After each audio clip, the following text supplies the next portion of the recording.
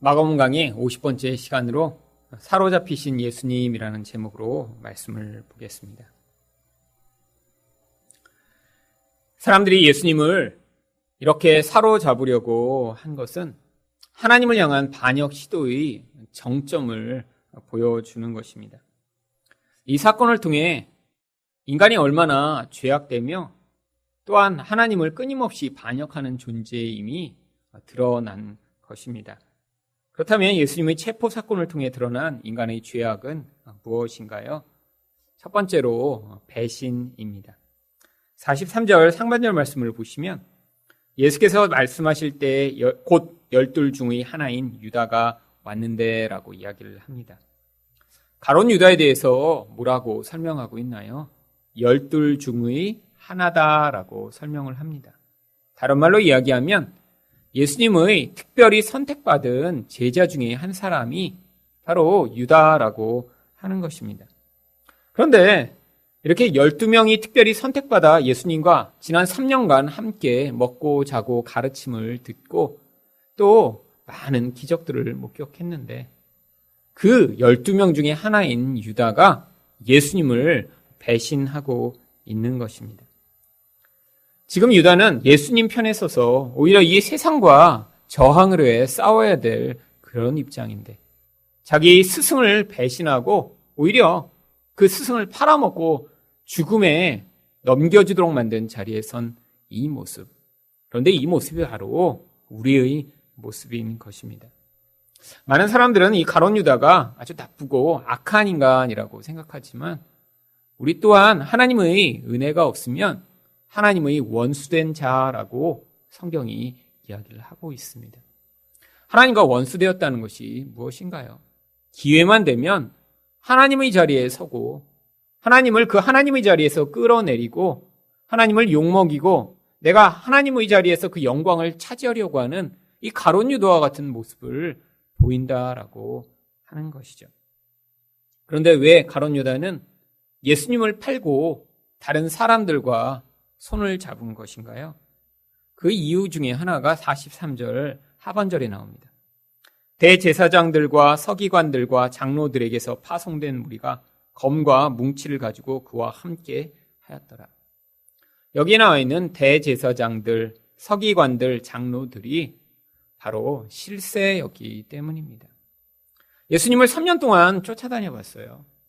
그런데 그 예수님을 끝까지 따라도 이 가룟 유다가 기대하던 정치적 권력, 세상에서의 재물의 힘과 같은 그가 욕망하는 것을 얻을 수 없다라는 결론에 이른 것입니다. 하지만 당시의 실세였던 대제사장들, 서기관들 혹은 장로들과 한편이 되면 그들의 힘을 받아 자기가 원하는 것을 얻을 수 있다라고 생각을 한 것이죠. 바로 이런 모습이 인간의 모습인 것입니다.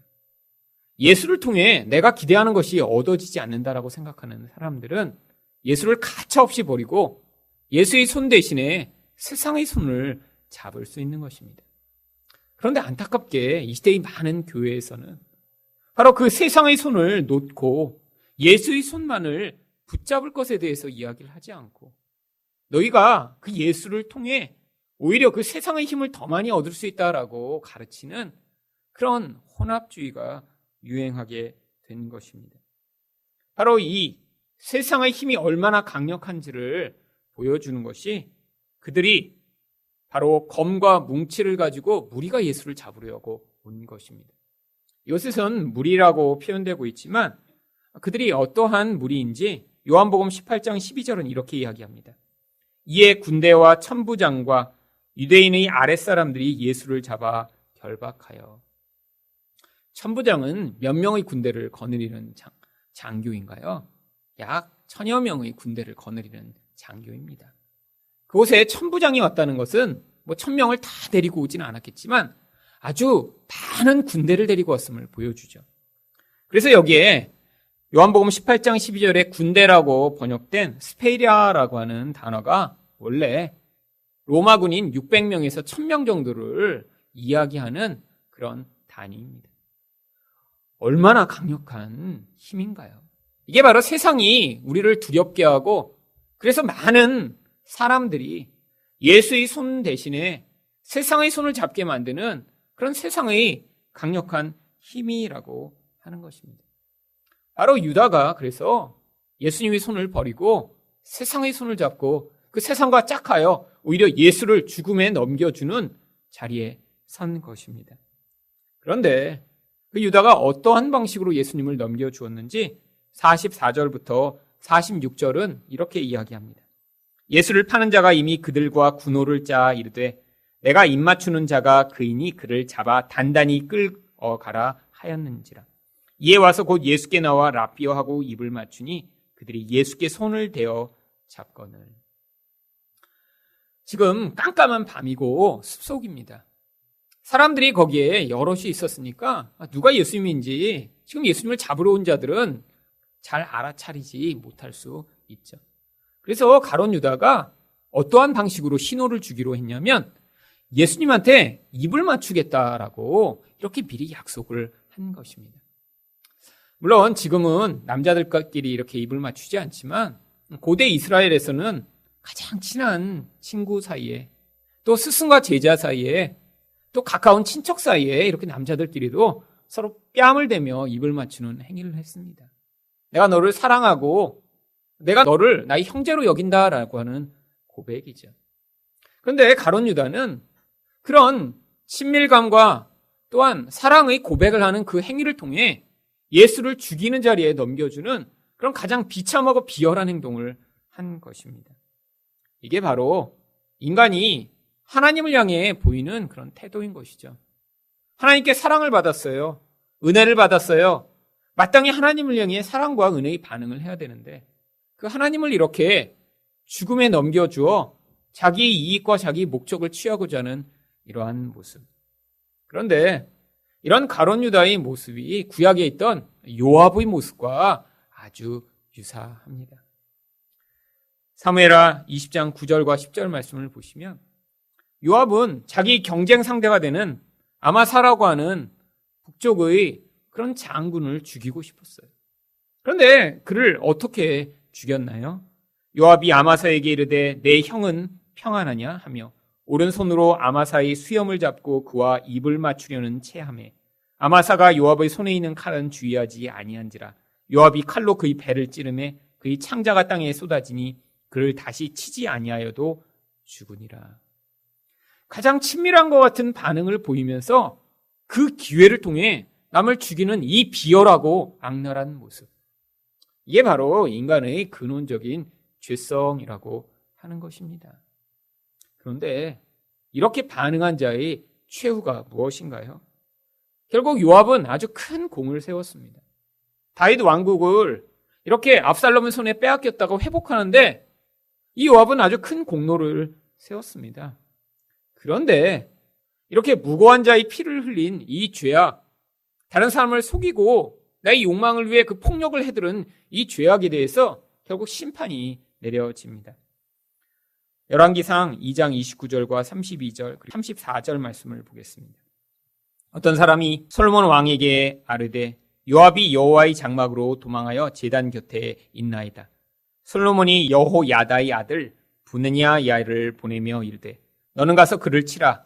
여호와께서 요압의 피를 그의 머리로 돌려보내실 것은 그가 자기보다 의롭고 선한 두 사람을 쳤음이니 곧 이스라엘 군사령관 넬의 아들 아브넬과 유다 군사령관 예델의 아들 아마사를 칼로 죽였습니다. 이 일을 내 아버지 다윗은 알지 못하셨나니 여호야다의 아들 브냐야가 곧 올라가서 그를 쳐 죽이매 그가 광야에 있는 자기 집에 매장되니라. 요압이 어디서 죽었나요? 자기가 죽을 거를 알고 여호와의 장막에 들어가 제단불을 잡았습니다. 그런데 하나님의 임재가 있는 그 자리에서도 그의 죽음을 피할 수 없었다라고 하는 것이죠. 은혜를 받을 수 없다라고 하는 것입니다. 이게 바로 가룟 유다의 최후와 유사합니다. 마태복음 27장 5절을 보시면 가룟 유다가 어떻게 죽임을 당하나요? 유다가 스스로 목매어 죽은지라. 목매 죽은 것에 끝난 게 아니라 매었던 줄이 끊어지면서 창자가 다 바깥으로 터져 나오는 그런 비참한 죽음을 죽게 됩니다. 하나님을 버리고 배신한 자, 하나님을 버리고 세상 손을 잡은 자, 이게 바로 이런 비참한 결국을 얻게 되는 것이고, 이 사건을 통해 인간이 이렇게 하나님을 배신하고 얼마나 악랄하게 비열하게 하나님 향해 반응하는 존재인지가 폭로된 것입니다. 우리 또한 마찬가지입니다. 얼마나 자주 바로 그 예수님의 손을 놓고 세상의 손을 붙잡고 싶은 그런 유혹에 시달리나요? 세상에서 더 강해지고 싶고 더 멋져지고 싶고 하나님이 내가 원하는 것을 주시지 않아 그 하나님 손을 뿌리치고 싶은 것이 우리 똑같은 마음입니다. 그런데 우리에게는 은혜가 있어 우리를 이 자리까지 하나님이 오도록 인도해 주신 것이죠. 우리가 그 손을 뿌리치려고 해도 예수의 손이 우리를 꼭 붙잡고 우리를 인도해 오셔서 우리도 똑같이 다 가룟 유다와 같은 자인데 우리가 버림을 당하지 아니하고 그 은혜를 입어 이 자리까지 오게 된 것입니다. 두 번째로 예수님의 체포 사건에서 드러난 인간의 죄악은 무엇인가요? 세상의 힘에 대한 의존입니다. 47절 말씀입니다. 곁에 서 있는 자 중의 한 사람이 칼을 빼어 대제사장의 종을 쳐 그 귀를 떨어뜨리니라. 여기 곁에 서 있던 한 사람이라고 성경이 묘사하고 있는데 그가 누구인지 우리는 잘 알고 있습니다. 요한복음 18장 10절을 보시면 이에 시몬 베드로가 칼을 가졌는데 그것을 빼어 대제사장의 종을 쳐서 오른편 귀를 베어버리니 그 종의 이름은 말고라. 아니 베드로라는 것이 빤한데 왜 마가복음에서는 곁에 서 있는 자 중의 한 사람이라고 이야기를 하고 있는 것일까요? 이 베드로의 이름이 거기에 들어가는 것이 사실 부끄럽고 창피해서입니다. 이 마가복음은 베드로의 진술을 받아 적은 그런 책이라고 알려져 있습니다. 마가가 베드로가 말하는 것을 적으며 이 자리에 왔는데 베드로가 자신이 그 일을 했다는 것이 너무 부끄럽고 창피해서 사실 베드로의 이름 대신에 곁에 서 있던 어떤 한 사람이라고 이름을 적은 것이죠. 그런데 왜 베드로는 귀를 자른 것일까요? 그럼 사실은 귀를 자른 것이 아니라 머리를 자르거나 머리를 내리쳐서 죽이려고 한 것이죠. 아니 지금 수백 명의 군대가 지금 왔습니다. 아니 근데 지금 칼 하나를 가지고 어떻게 하겠다는 것이죠? 마지막 발악이라도 해보고자 한 것입니다. 그런데 여러분 이런 베드로의 반응에 대해 예수님이 행동과 말씀으로 그것이 잘못되었음을 가르쳐 주십니다. 어떻게 행동으로 가르쳐 주셨나요? 누가복음 22장 51절입니다. 예수께서 일러 이르시되 이것까지 참으라 하시고 그 귀를 만져 낫게 하시더라. 예수님이 그 귀를 낫게 하신 것은 예수님이 이 땅에 오신 것이 이렇게 힘을 가지고 파괴하고 무너뜨리려고 오시는 하나님이 아니심을 보여주시는 것이고 그렇게 칼을 가지고는 절대로 세상을 변화시키고 사람들을 구원할 수 없다라는 것을 우리에게 가르쳐 주시고자 한 것입니다. 세상의 모든 사람들, 영웅이라고 일컫는 사람들 다 무엇을 가지고 세상을 바꾸려고 하나요? 바로 이런 칼과 같은 돈과 같은 세상의 힘을 가지고 세상을 바꾸겠다고 하는 거예요. 그런데 예수님은 그것으로 세상을 바꿀 수 없다는 사실을 우리에게 가르치시고자 했습니다. 그래서 마태복음 26장 52절에서 이에 예수께서 이르시되 네 칼을 도로 칼집에 꽂으라. 칼을 가지는 자는 다 칼로 망하느니라. 여러분 아무리 돈이 많다고 우리 죄의 문제를 해결할 수 있나요? 아무리 세상에서 똑똑하고 큰 힘을 가졌다고 이 인간의 무서운 죄성이 만들어내는 그 죽음의 결과를 해결할 수 있나요? 아닙니다. 여러분 새로운 정부가 들어서면서 이런저런 새로운 정책들을 내놓고 있습니다. 그런데 여러분 새로운 정책을 내놓을 때마다 그 정책을 통해 자기 이익이 충족되는 사람들은 환호성을 지릅니다. 근데 또 그것이 자기 이익을 빼앗아 간다고 생각하는 사람들은 아주 강한 반발을 하고 있죠. 여러분 인간의 욕망이라는 것은 어느 한 사람을 만족시키고자 하면 다른 사람의 그런 욕망을 같이 만족시켜 줄 수는 없는 것입니다. 여러분 이게 바로 세상에서의 딜레마예요. 세상의 재화는 항상 부족하고 사람들은 자기 욕망이 만족되면 그것으로 행복을 얻는다고 생각하지만 정말 행복해질까요? 아니요. 욕망은 채워지면 채워질수록 더 많은 갈망을 낳게 되어 있는 것입니다. 누군가를 만족시켜주면 그 한 무리들이 잠시 그것으로 기뻐하고 환호할지 모르지만 더 큰 욕망을 드러내며 우리가 당연히 받아야 할 걸 왜 안 주냐라고 나중에는 더 강한 반발을 하게 되어 있죠. 또 자기가 지금 누리고 있는 것을 빼앗긴다고 생각하는 사람들은 분노하고 또 미워하며 새로운 시대가 올 것을 기다리게 되겠죠.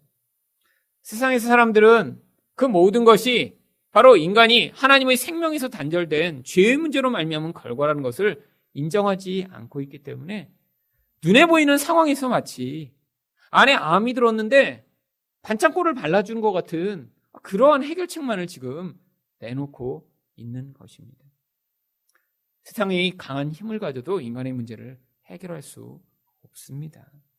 결국 힘으로 해결하는 자는 그 힘을 통해 망하게 되는 것이죠. 그런데 예수님은 어떤 방식으로 해결하셨나요? 48절과 49절 말씀을 보겠습니다. 예수께서 무리에게 말씀하여 이르시되 너희가 강도를 잡는 것 같이 검과 뭉치를 가지고 나를 잡으러 나왔느냐? 내가 날마다 너희와 함께 성전에 있으면서 가르쳤을 때 너희가 나를 잡지 아니하였도다. 그러나 이는 성경을 이루려 함이니라 하시더라. 예수님을 잡으려고 지금 강도를 잡듯이 왔다라고 하는 거예요. 결국 예수님이 강도 취급을 당한 것입니다. 근데 그런 취급을 받는 것으로 끝나셨나요? 아니요. 예수님이 강도처럼 되셨죠. 마태복음 27장 38절 말씀을 보시면 이때 예수와 함께 강도 둘이 십자가에 못 박히니 하나는 우편에 하나는 좌편에 있더라. 여러분, 왜 예수님을 이렇게 강도 사이에 매달아 죽인 것인가요? 여기서의 강도는 단순히 남의 물건을 협박해서 뺏는 정도가 아니라 살해를 저지르고 남의 물건을 빼앗는 가장 흉악한 범죄자들을 이야기하는 것입니다. 그 돈 몇 푼 때문에 사람들을 죽이는 것을 아무렇지도 않게 행하는 그런 아주 파렴치범들이요. 여러분 생각해 보세요. 누군가 3,000원을 가지고 있는데 3,000원을 뺏으려고 사람을 죽이고 그 3,000원을 뺏었다고 생각해 보세요. 한 명이 아니에요. 자주자주 1,000원, 2,000원, 3,000원 뺏으려고 누구를 아무렇지도 않게 그냥 죽여요. 그럼 우리가 그들을 보며 아니 어떻게 그럴 수가 있어? 도대체 말도 안 돼. 사람 목숨을 파리 목숨처럼 여기잖아. 라고 생각하겠죠. 여기에 매달린 강도들이 바로 그런 놈들인 것입니다. 예수님이 일부러 그 사이에다 매달아 놓은 거예요. 예수도 바로 저 강도들처럼 저런 파렴치한 나쁜 놈이라는 사실을 사람들에게 보여주고 선전하고자 한 것입니다. 그런데 예수님이 거기에 매달리셔서 자기가 강도처럼 되신 거예요. 진짜 강도는 누군가요? 바로 우리들이 강도잖아요. 우리들은 하나님으로부터 받는 얼마나 풍요한 은혜를 누리고 있나요? 하나님이 공기를 주시고 하나님이 햇볕을 주시고 하나님이 우리가 살아갈 수 있는 모든 것들을 공급하시니까 이 인간들이 살고 있는 것입니다. 만약에 하나님이 이 지구의 이 자전과 공전과 하나님이 은혜로 주신 것들을 잠깐만 가지고 가버리시면 이 지구의 모든 생물은 다 멸종하게 돼 있어요. 태양만 1년 동안 비추지 않으면 이 지구는 다 멸종하게 되어 있습니다. 하나님이 지금 은혜로 얼마나 많은 것들을 주고 계신데 심지어는 악인과 죄인에게까지 하나님은 은혜를 베푸신다라고 성경이 이야기를 하고 있죠. 그런데 우리에게 은혜로 베푸시는 그 하나님을 향해 세상은 어떻게 반응하나요? 그 하나님을 지금 죽이려고 하는 것입니다. 무엇을 위해요? 내가 하나님이 돼서 하나님이 주시는 것보다 내가 원하는 것을 더 많이 누리고자 하는 게 인간의 욕망이죠. 우리도 마찬가지 아닌가요? 하나님이 우리에게 베풀어 주신 많은 은혜가 있는데 그 은혜에 우리가 감사하고 만족하지 못하고 끊임없이 더 주세요. 다른 걸 주세요. 그거 말고 내가 원하는 것을 주세요라고 그렇게 매달리는 우리의 모습, 그게 바로 강도의 모습인 것입니다.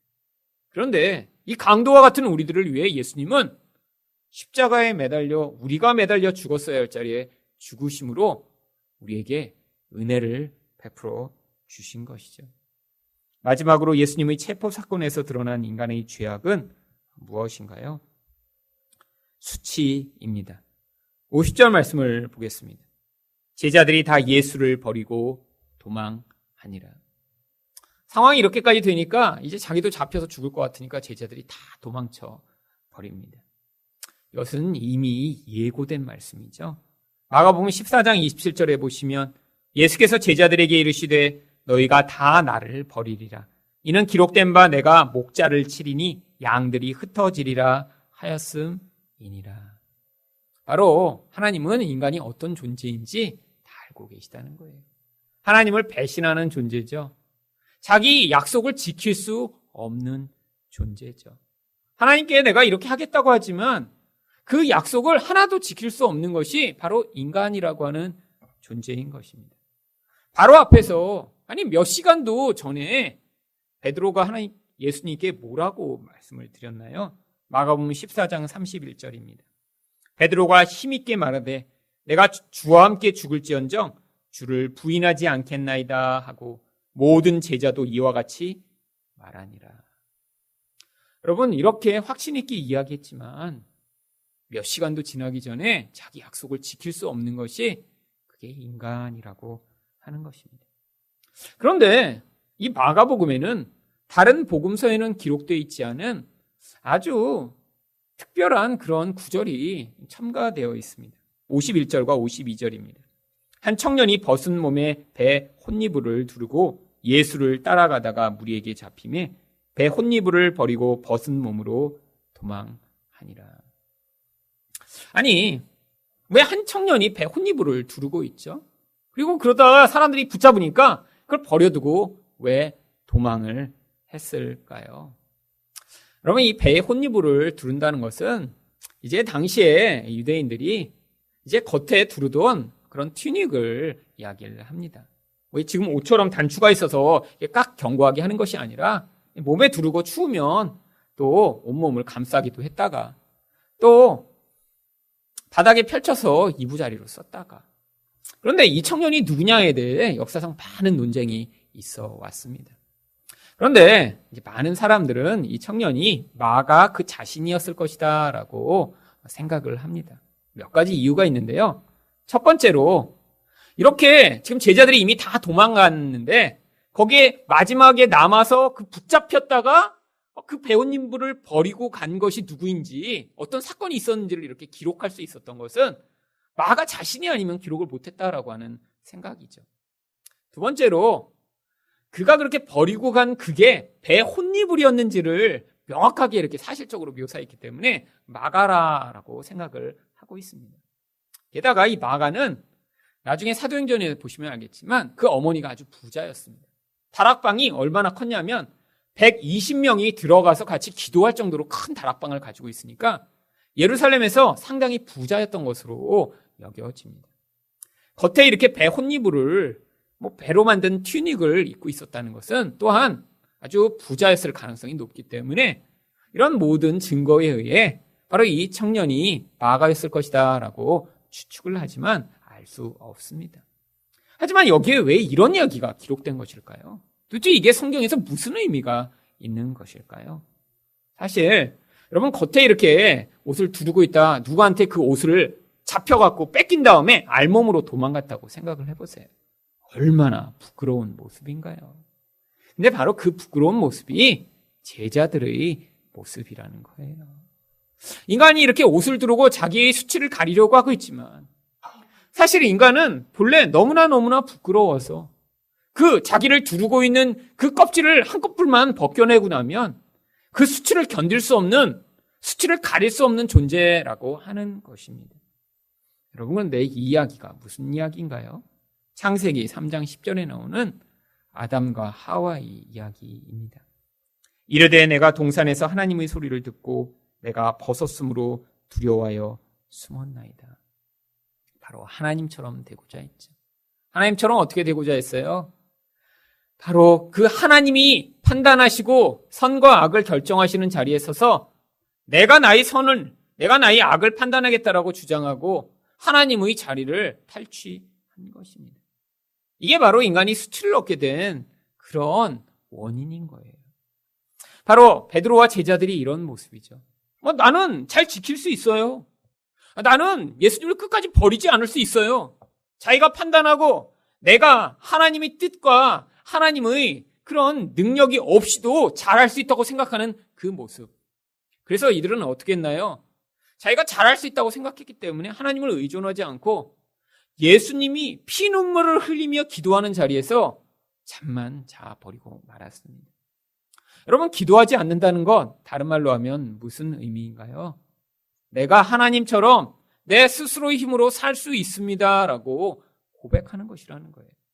그렇게 내가 하나님처럼 살려고 하면 무슨 결국이 주어지나요? 이런 부끄럽고 추한 수치가 주어지게 된다라고 하는 것이죠. 여기에 어떤 주석가가 이 제자들이 이렇게 도망간 모습을 보고 그 제목을 이렇게 적었더라고요. 제자들이 살려고 도망치는 미친 듯한 질주의 모습. 살려고 도망치는 미친 듯한 이 질주의 모습이 바로 인간의 모습이라고 하는 것입니다. 그런데 바로 이 모습이 구약의 율법을 지키지 않아 받게 될 그 심판의 모습이 무엇인가를 이야기하는 구절에 그대로 담겨 있습니다. 레위기 26장 36절부터 37절을 보시면 하나님의 율법을 지키지 못한 자들이 어떤 결국을 얻게 되는지 이렇게 기록되어 있어요. 너희 남은 자들에게는 그 원수들의 땅에서 내가 그들의 마음을 약하게 하리니 그들은 바람에 불린 잎사귀 소리에도 놀라 도망하기를 칼을 피하여 도망할 듯 할 것이요. 쫓는 자가 없어도 엎드러질 것이라. 그들은 쫓는 자가 없어도 칼 앞에 있음같이 서로 짓밟혀 넘어지리니 너희가 원수들을 맞설 힘이 없을 것이요. 여러분, 이스라엘 백성들은 하나님과 언약을 맺었습니다. 하나님, 우리가 하나님 언약 백성이 돼서 하나님 그 말씀을 잘 지키겠습니다. 순종하겠습니다. 라고 약속을 했는데, 여러분, 이스라엘 백성의 역사를 통해 무엇을 그들이 증명해냈나요? 그들이 약속한 것, 언약한 것을 지킬 수 없음을 증명한 것이죠. 마치 이 제자의 모습과 똑같은 것입니다. 예수님, 죽기까지 제가 예수님을 버리지 않겠어요. 잘 해보겠습니다. 라는 이 약속이 소용없다라는 거예요. 몇 시간도 되기 전에 그들이 그런 두려운 상황이 몰려오니까, 세상의 힘이 그들을 두렵게 하니까 예수를 버리고 다 도망하는 이런 수치스러운 자리에 서게 된다라고 하는 것입니다. 우리 또한 마찬가지예요. 여러분, 우리의 힘으로 예수 믿을 수 없습니다. 내 의지와 나의 노력으로 우리가 그 은혜의 자리에 다가갈 수 없는 거예요. 하나님이 우리를 붙들어 주셔야 합니다. 하나님이 우리를 인도해 주셔야 하고 그 능력으로 우리와 함께 해 주셔야 가능한 이 놀라운 복음의 은혜. 그 은혜에서 떠나 내가 무엇인가를 할 수 있다라고 생각하는 순간에 우리는 은혜가 아닌 이런 수치를 경험하게 되어 있는 것이죠. 그런데 하나님이 이렇게 수치스러운 자를 위해 무엇을 준비해 주셨나요? 창세기 3장 21절입니다. 여호와 하나님이 아담과 그의 아내를 위하여 가죽옷을 지어 입히시니라. 여러분, 이렇게 수치스러운 자면 자, 더 창피 좀 당해봐라. 네 꼴이 무엇인지 좀 봐라라고 하나님이 하실 것 같은데, 우리 하나님은 양을 죽여 그 양의 피로 아마 가죽옷을 지어 입혀 주신 것 같습니다. 무엇을 위한 것인가요? 앞으로 오실 예수가 우리를 대신하여 수치와 죽임을 당하심으로 우리가 살아나게 됨을 보여주시고자 한 것이죠. 그래서 마태복음 27장 35절에 예수님이 어떻게 되셨나요? 그들이 예수를 십자가에 못 박은 후에 그 옷을 제비 뽑아 나누고, 예수님이 우리 대신 수치를 당하시고자 빨가벗겨져 십자가에 매달려 서로 그 예수의 옷을 벗겨낸 자들이 그 옷을 자기 것으로 취하는 장면이 성경에 기록된 것입니다. 우리가 수치를 당해서 죽었어야 하는데 예수가 그렇게 수치를 당하심으로 우리에게 어떤 결국이 주어져 있나요? 로마서 10장 11절입니다. 성경에 이르되 누구든지 그를 믿는 자는 부끄러움을 당하지 아니하리라. 우리가 다 이렇게 수치스러운 자며, 우리는 하나님께 약속을 지킬 수 없는 자며, 우리의 힘과 노력으로는 결국 우리가 망할 수밖에 없는 자들인데, 우리를 대신하여 예수가 십자가에서 수치를 당하심으로 우리가 그 수치를 당하고 죽임을 당하신 예수를 믿으면 우리가 다시는 수치를 당하지 않게 될 것이라고 하나님이 우리에게 약속을 주고 계신 것입니다. 예수님이 십자가에 매달려 죽으시는 바로 그 자리에서 바로 인간이 얼마나 죄악되고 더러운 존재인지가 드러납니다. 바로 예수님을 이렇게 체포하러 온 이들을 통해서 그들과 가장 가까이 있던 자들의 모습을 통해 이들이 얼마나 불가능한 존재인지가 드러납니다. 그런데 예수님은 그 제자들을 버리고 책망하지 않으시고 그들을 대신하여 수치와 부끄러움을 당하셔서 우리를 향해 그 놀라운 영광의 은혜를 허락하신 것. 이 은혜를 받은 자들이 그래서 예수를 향해 그 은혜에 반응하는 성도가 되어야 하지 않을까요? 이 예수의 은혜를 끝까지 붙드시는 여러분이 되시기를 축원드립니다.